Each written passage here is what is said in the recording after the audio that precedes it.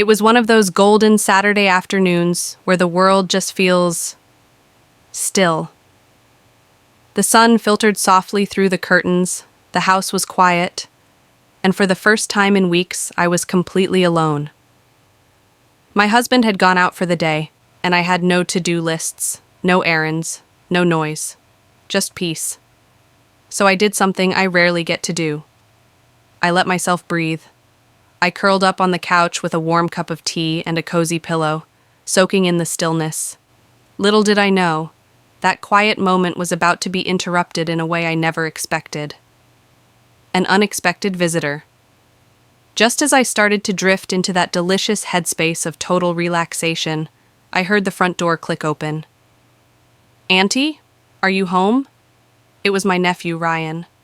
For a second, my heart jumped. I had completely forgotten he mentioned he might stop by. Quickly sitting up, I brushed down my shirt and tried to shake off the dazed, daydream vibe I was in. He walked in with that familiar, goofy smile of his, my sister's son, always so full of energy. But something about him was different. He wasn't the shy teen I used to babysit.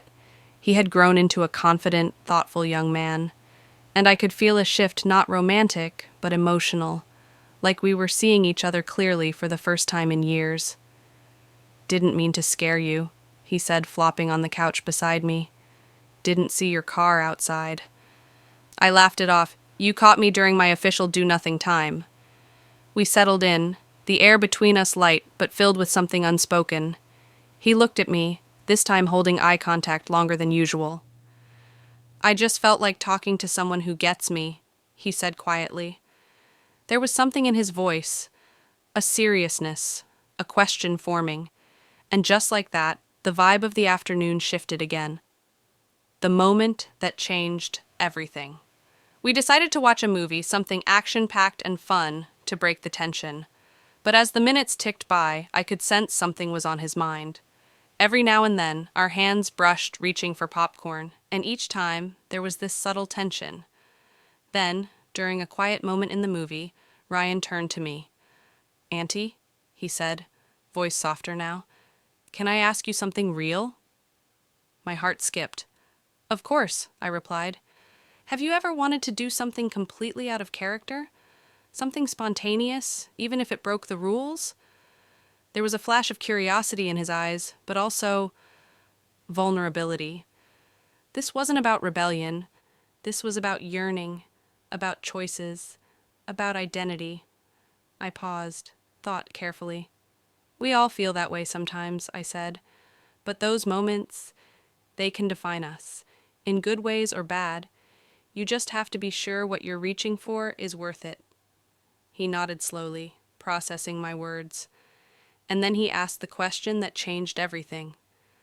"So if I told you Mom and Aunt Lisa asked me to come over, not just to visit, but to talk to you about something important, would you believe me?"